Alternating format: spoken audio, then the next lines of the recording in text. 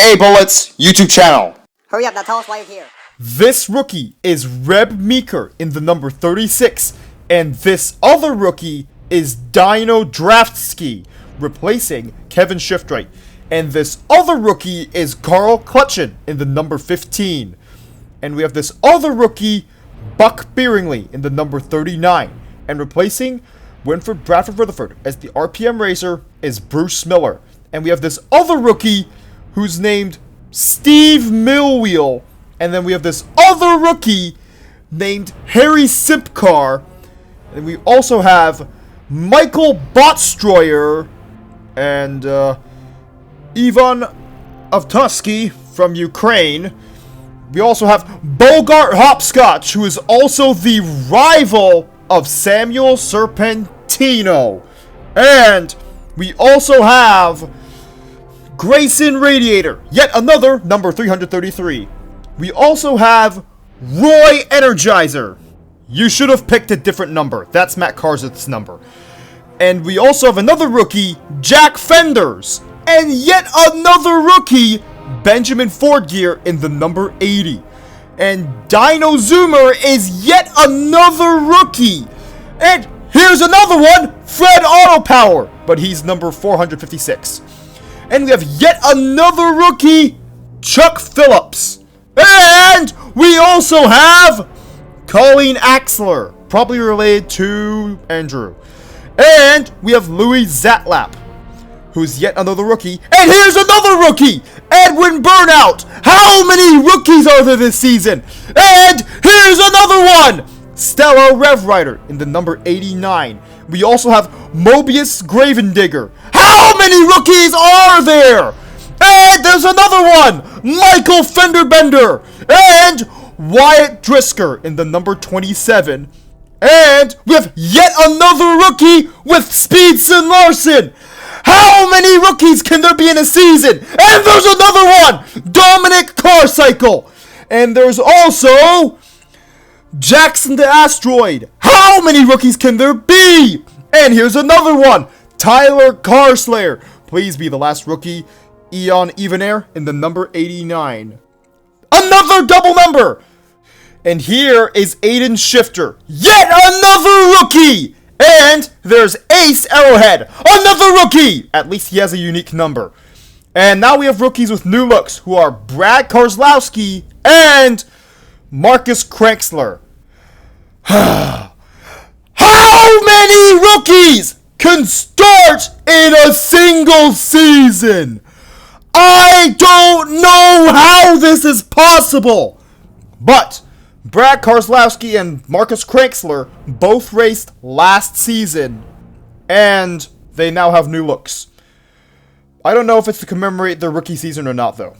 Finally, on to the new looks, where Lightning McQueen has a new look, and so does Tony Gasworth, Matt Karzith for the umpteenth time, Greg People, Dale Earnhardt Jr., Murray Clutchburn, Ernie Gearson, those two surprising because they've never changed looks before, Martin Karks Jr., Jamie McCarry, Darren Leadfoot, Todd Marcus, Dirksen DeAugustino, Ralph Carlo, Floyd Movelhill, Paunchy Wipeout, Hank Weathers, Samuel Serpentino, Chad Motorgas, Ray Clutcher, Aston Reynolds, Slate Granger, Elijah Voltson, Scott Rims, Matt Virulent, AJ Carmendinger, Reed Sorencar,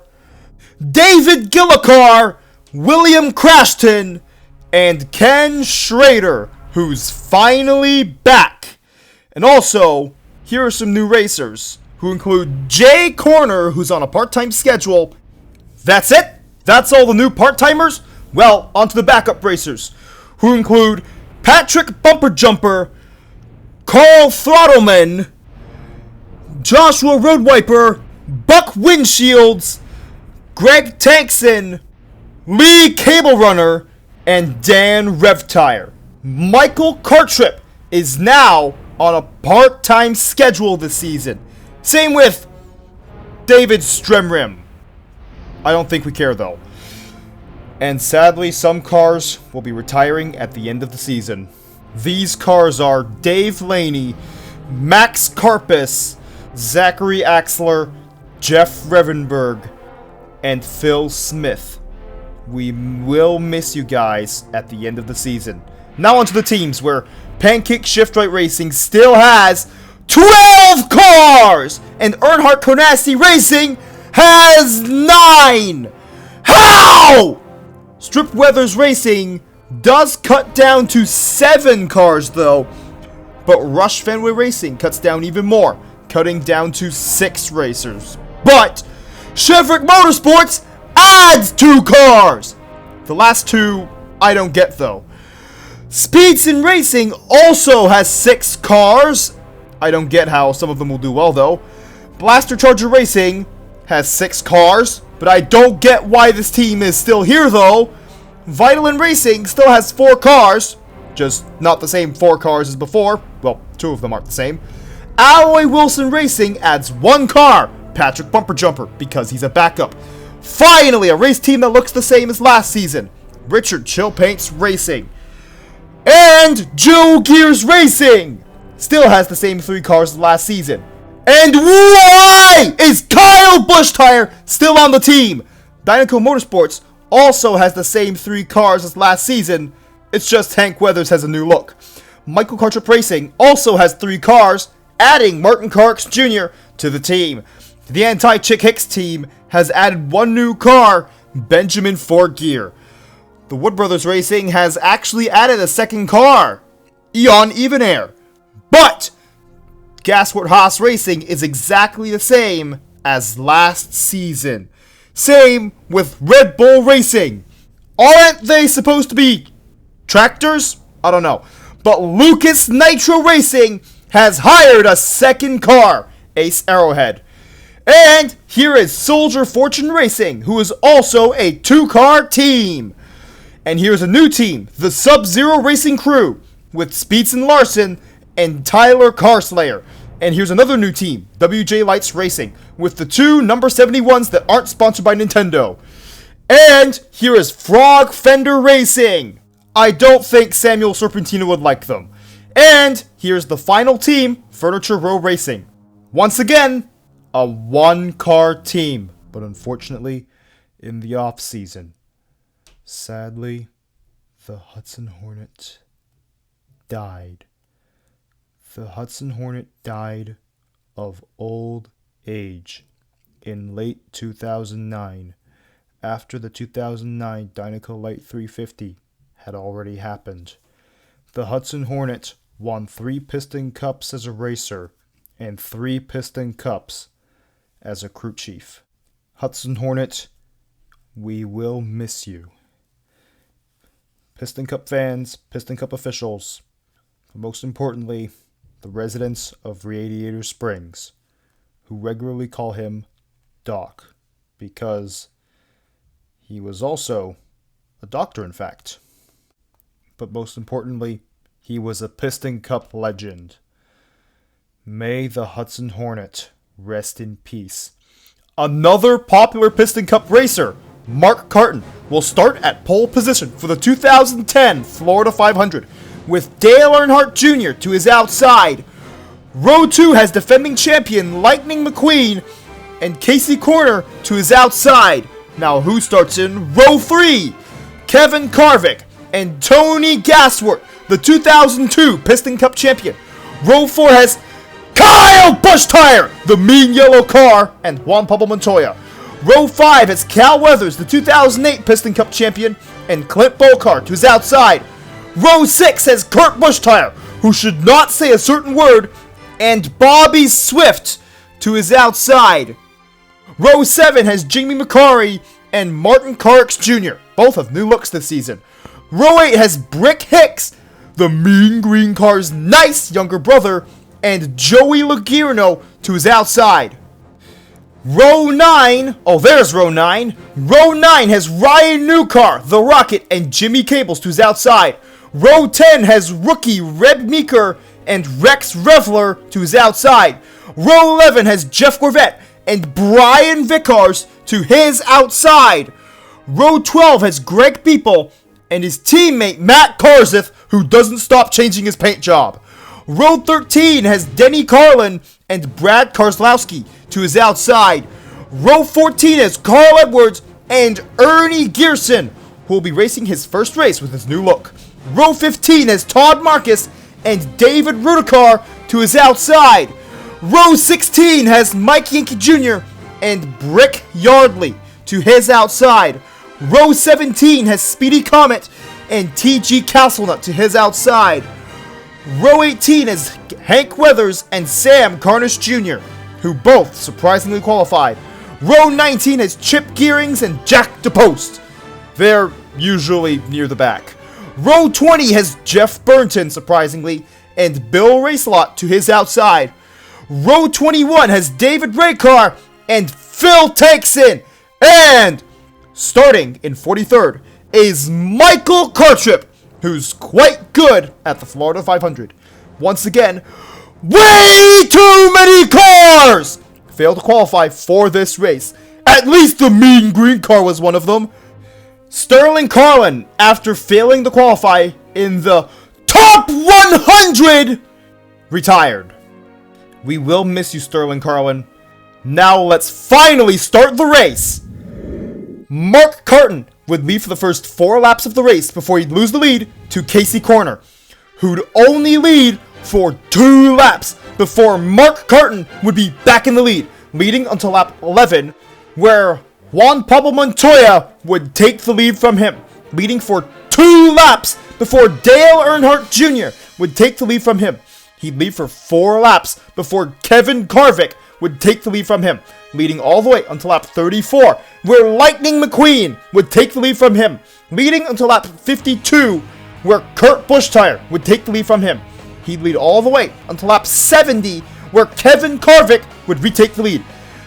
Kevin Karvik would lead for 9 laps before Denny Carlin would take the lead from him, only leading until lap 80, where Kurt Busch-Tire would retake the lead. He'd lead for 2 laps before Greg Beeple would take the lead from him.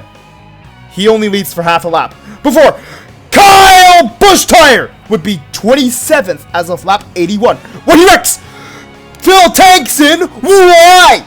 Kurt Busch-Tire would be back in the lead after the restart, leading until lap 85, where Greg Beeple would be back in the lead. He'd lead for 9 laps before Lightning McQueen would retake the lead for himself, leading for 5 laps before Jeff Corvette would take the lead from him for 1 turn. But then, Cal Weathers would take the lead. He'd lead for 5 laps before Clint Bokar would take the lead from him. But Clint Bokar would only lead until lap 105 before Kyle Busch-Tire would take the lead from him. But on lap 106, Clint Bokar would be back in the lead for half a lap before Brick Yardley would surprisingly pass him and lose the lead less than a lap later because Clint Bokar retook the lead. He'd lead until lap 109, where Greg Beeple would pass him for the lead, leading until lap 110. But Ernie Gearson would be out on lap 110 because of a cut tire and because he hit the wall, unfortunately. At least it wasn't Kyle Busch-Tire. Another yellow car, Clint Bokar, would take the lead after the restart, but on lap 112, Lightning McQueen would retake the lead, leading until lap 118, where Cal Weathers would take the lead, leading until lap 126, where Casey Corner would retake the lead, leading for 3 laps before Clint Bokar would be back in the lead, leading for 7 laps before Kevin Karvik, his teammate, would take the lead from him, leading until lap 144, where Jimmy Cables would pass him on the outside and lead for 10 laps, but unfortunately, Kyle Busch-Tire would be second as of lap 154, where he wrecks David Rudikar and Jimmy Cables. Why? Juan Pablo Montoya would take the lead after the restart, leading for just 1 lap, before Kevin Karvik would retake the lead. He'd lead for a full 9 laps before Lightning McQueen would be back in the lead, leading until lap 170, where Greg Beeple would once again retake the lead, leading for 5 laps, but Reb Meeker would take the lead and lead his first 2 laps, but unfortunately, David Raycar would take the lead, leading for just 2 laps before Cal Weathers would take the lead from him, leading until lap 184, where Greg People would once again retake the lead. He'd lead for 6 turns before Clint Bokar would retake the lead, leading until lap 198. Mike Yankee Jr. would surprisingly take the lead, leading for 2 laps before Greg People would once again retake the lead, leading until lap 202. Kyle Bushtire would be 17th as of lap 202, with Rex Revler, T.G. Castlenut, Sam Carnish Jr., Brad Karslowski, Bobby Swift, Ryan Newcart, who goes airborne, Todd Marcus, Martin Clarks Jr., Chip Gearings, and Casey Corner. Why, mean yellow car? Jamie McCarry would take the lead after the restart, leading until lap 207, where Greg People would retake the lead, leading for 4 laps before his former teammate Mark Carton would retake the lead, leading for 5 laps before Clint Bokar would retake the lead. He'd lead for 2 laps before Tony Gasworth would lead his first few laps of this race. But on lap 223, Greg People would be back in the lead, leading until lap 225, where Cal Weathers would retake the lead, leading for 4 laps before Lightning McQueen would pass him on the wall to retake the lead, leading until lap 233, where Reb Meeker would once again lead, leading until lap 234, where Clint Bokar would retake the lead, leading until lap 237, where Lightning McQueen would be back in the lead, leading until lap 241, where Kyle Bushtire would pass him. He'd lead for 3 laps before his older brother Kurt would take the lead from him. He'd lead for a full 9 laps before Lightning McQueen would pass him for the lead, leading until lap 275. Kurt Bushtire, don't say that word! Cal Weathers would take the lead on lap 275 to lead for 2 turns, but Greg People would take the lead right before the start-finish line, then stay in the lead until lap 278, where Kevin Carvick would take the lead from him. Kevin Carvick would lead for 10 laps before Mark Curtin would retake the lead, but on lap 290, Lightning McQueen would retake the lead, leading for 9 laps before Kyle Bushtire would take the lead for himself, leading for 11 laps, but Lightning McQueen would pass him on the outside to retake the lead. But on lap 324, Kevin Carvick would be back in the lead, leading for 2 laps before Hank Weathers would take the lead, leading until lap 335. Kyle Bushtire would be second as of lap 335, where he wrecks Hank Weathers. Why, mean yellow car? And his father, the king, has something to say. Kyle Bushtire, please don't teach others to wreck cars. Chickens! Why? Dale Earnhardt Jr. would take the lead after the restart, leading until lap 342, where Cal Weathers would take the lead from him, leading for 3 laps before, Greg People would be back in the lead. He'd lead for 12 laps before Jeff Corvette would retake the lead, leading for just 2 before Lightning McQueen would pass him on the inside this time to lead 12 laps himself before Jamie McCarry would retake the lead on pit cycles. But Lightning McQueen would be back in the lead after taking his pit stop, leading until lap 379, where Speedy Comet would take the lead from him. Speedy Comet would lead for 2 laps before Dale Earnhardt Jr. would be back in the lead, where he'd lead 14 before Lightning McQueen would be back in the lead, leading for 12 laps before Greg People would be back in the lead himself, leading until lap 410. Lightning McQueen would once again retake the lead, leading until lap 414. But then Greg People just retakes the lead, leading until lap 417, where Clint Bokar would take the lead from him. He'd only lead for 7 turns before Lightning McQueen would retake the lead, leading for just under a lap before Greg People would retake the lead, leading until lap 426, where Lightning McQueen would once again retake the lead, leading until lap 429, where Greg People once again retakes the lead. And once again, on lap 433, Lightning McQueen would retake the lead, leading for 10 laps before Denny Carlin would take the lead for himself, leading until lap 447, where Greg Beeple would once again be back in the lead, leading until lap 449, where Kevin Carvick would take the lead, leading until lap 458, where Reb Meeker would take the lead during the last pit cycle. After that's over, Kevin Carvick would be back in the lead, leading until lap 487, where Greg Beeple would pass him on lap 487 to lead for 3 laps before Kevin Carvick would retake the lead on lap 490. Less than a lap later, Greg Beeple is back in the lead, where he'd lead until lap 491, where Lightning McQueen is back in the lead. He'd lead for 2 laps before Kevin Carvick would once again retake the lead. He'd lead for 4 laps before Dale Earnhardt Jr. would take the lead for a couple turns.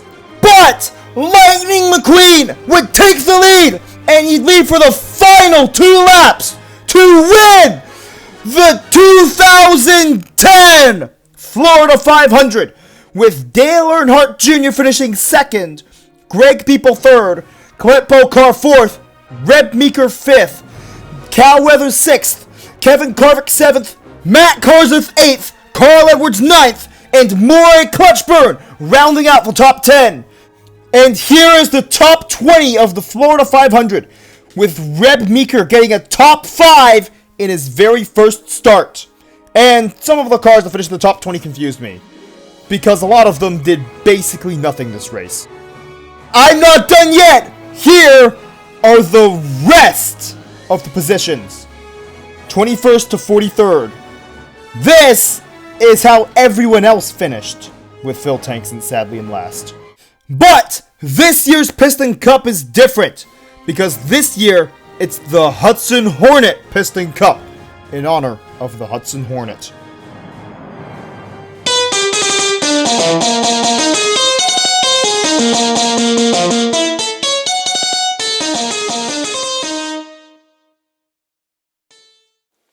Remember to press the notifications button, which goes ring, ring, ring after you press it. And lightning strikes back, and that's as if you subscribed, of course. And thank you for watching this entire video. It's been over 1 month since the last upload. I'm sorry for that, but this season, the 2010 Piston Cup season, will be formatted similarly to the 2005 Piston Cup season, where there will be a video for each Piston Cup race. And also the schedule is dramatically different. So, the second race of the 2010 Piston Cup season will be coming out, hopefully very soon. Despite the fact that I didn't upload for a very long time, the 2022 Russian invasion of Ukraine is still ongoing. And we must stand with Ukraine against the tyranny from Vladimir Putin.